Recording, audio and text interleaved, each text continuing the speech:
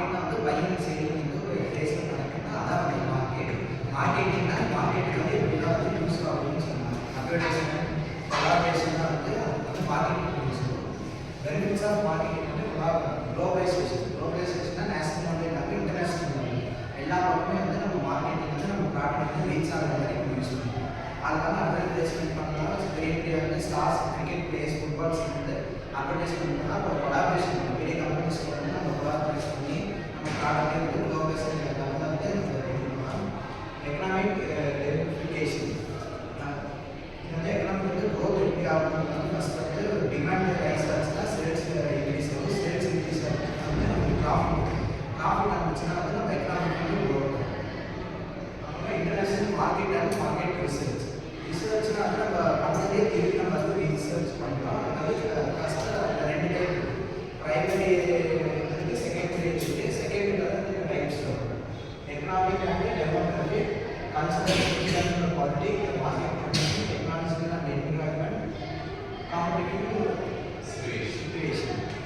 Economic and டெமோக்ராட்டிக்னா நம்ம economic நம்ம டெமோக்ராட்டியும் இன்டர்நேஷனல் லெவலில் போகும்போது நம்ம எல்லாமே டிஃபர் ஆகும். நம்ம எக்கனாமிக் வேல்யூ ஆப்போசிட்ல இருக்கிற எக்கனாமிக் வேல்யூ இருக்குது. அதை வந்து நம்ம பார்க்கணும். Culture, social, politics. நம்ம கல்ச்சரும் அவங்க கல்ச்சரும் வேறு மாதிரி இருக்கும். நம்ம வந்து இந்த ரெண்டு வேறு கண்ட்ரிலேருந்து வேறு ட்ரெண்டிங் வேறு கல்ச்சர்ஸ் இருக்கும். சோஷியல்னா நம்ம சொசைட்டி எப்படி இருக்குன்னு ஆப்போசிட் இருக்கிற சொசைட்டி எப்படி இருக்கணும். பாலிட்டிக்ஸ் நம்ம பாலிட்டிக்ஸ் எப்படி இருக்குன்னு பார்க்கணும். ஆப்போசிட்ல இருக்கிற பாலிட்டிக்ஸ் எப்படி இருக்குன்னு பார்க்கணும். மார்க்கெட் கண்டிஷன் இப்போ வந்து நம்ம இந்தியாவில் வந்து மார்க்கெட் கண்டிஷன் எப்படி இருக்குது, அதே ப்ராடக்ட் வந்து மற்ற கண்ட்ரிஸ் வந்து கண்டிஷன் எப்படி இருக்குன்னு. இப்போ நம்ம இந்தியாவில் ஃபஸ்ட்டு லெவலில் இருக்குன்னா ஆப்போசிட்டில் அந்த சேல்ஸ் பண்ணுறது வந்து இந்த லெவலில் இருக்குன்னு பார்க்கணும். அதாவது மார்க்கெட் கண்டிஷன். டெக்னாலஜிக்கல் என்விரான்மெண்ட் நம்ம கண்ட்ரியில் எப்படி டெக்னாலஜிக்கல் என்விரான்மெண்ட் இருக்கோ அதே வந்து மற்ற கண்ட்ரிஸ்க்கு இது மார்க்கெட்டில் அது வந்து இருக்காது. கன்ஃபார்மாக டிஃபர் ஆகும்.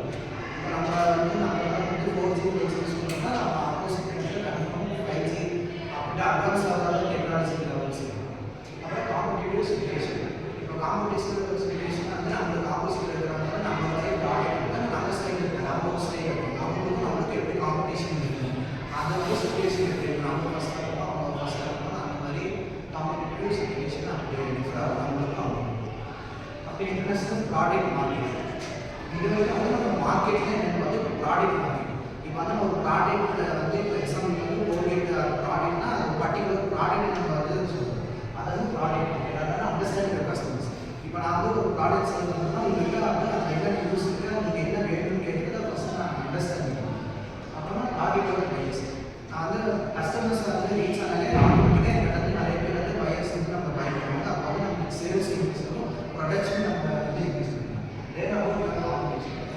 இப்போ வந்து நான் கோல்கேட் பேஸ்ட் வந்து சேல்ஸ் பண்ணோம்னா ஆப்போசிட் இன்னொரு வந்து இந்த பேஸ்ட் வந்து கம்பெனி அவங்க ஃபஸ்ட்டு வந்து என்ன மிஸ்டேக் பண்ணாங்க, அதுக்கு அவங்க எப்படி க்ரோத் பண்ணாங்க, அவங்க எப்படி ப்ராஃபிட் லேர்ன் பண்ணாங்க, அதுக்கு நம்ம பண்ணிக்கலாம். அப்போ இன்சூரன்ஸ் மார்க்கெட் சென்ஸ் இன்சூரன்ஸ் தான் வந்து கன்ஃபார்மாக அதை பண்ணி லேர்ன் வந்து ஒரு டாக்குமெண்ட்டை வந்து நம்ம கொடுக்குறோம். நம்ம வந்து ப்ராமிஸ் பண்ணி கொடுக்குறோம். அதாவது marketing, product and sales. Product position. இப்போ என் ப்ராடக்ட் வந்து மார்க்கெட்டில் எப்படி பொசிஷன் ஃபஸ்ட் லெவலில் இருக்கா இல்லை செகண்ட் லெவலில் இருக்கா பொசிஷன் வந்து product position boost revenue and improve sales. எனக்கு வர ப்ராஃபிட் வந்து நான் எப்படி தான் பூஸ்ட் பண்ணணும், எனக்கு நிறைய ப்ராஃபிட் ஆகும் தான் வந்து மார்க்கெட்டிங் பண்ணணும். அதை வந்து எப்படி இன்க்ரீஸ் பண்ணணும், இம்ப்ரூவ் சேல்ஸ் தேவை. நம்ம நிறைய சேல்ஸ் எப்படி பண்ணணும், அதை எப்படி இம்ப்ரூவ் பண்ணலாம் வந்து நான் நிறைய யோசிக்கிறேன். அது ஒரு ப்ராப்ளம். எப்படி எடுக்கிறதுலாம் கிடையாது. பழைய படிச்சு போனீங்க, நான் ஞாபகம் இருக்கு 6 பாயிண்ட் ஞாபகம் ஓகே. அது ரிலேட்டட் சொல்கிறேன். அப்புறம் அடிக்கடி சொல்கிற ஒரே வார்த்தை ஸ்டோரி கொடுங்க. ரிலேட்டடாக ஸ்டோரி இதெல்லாம் தான் சொல்லிட்டாங்க. இப்போ இதுக்காக அவங்க பேஜ் பை பேஜ் ஒவ்வொரு லைன் பை லைனாக படிச்சுட்டோம் தான் கவனிக்கணும். அந்த விஷயத்தை பற்றி எடுத்தீங்க அப்படின்னா சக்ஸஸ் தான். இந்த பயமே இருக்காது உங்களுக்கு. எல்லாருமே சொல்லியிருக்கு சார், இன்னைக்கு 4 பேர் சொல்கிறோம், நாளைக்கு 4 பேர் சொல்கிறோம். நீங்களாவே உள்ள நியூஸில் மாற்றிக்கலாம். நான் நீங்கள் பண்ண ஒரே ஒரு மிஸ்டேக் கண்டுபிடிச்சிட்டோம்னாலே அதை சொல்ல ரெக்டிஃபை பண்ண மாட்டேங்க.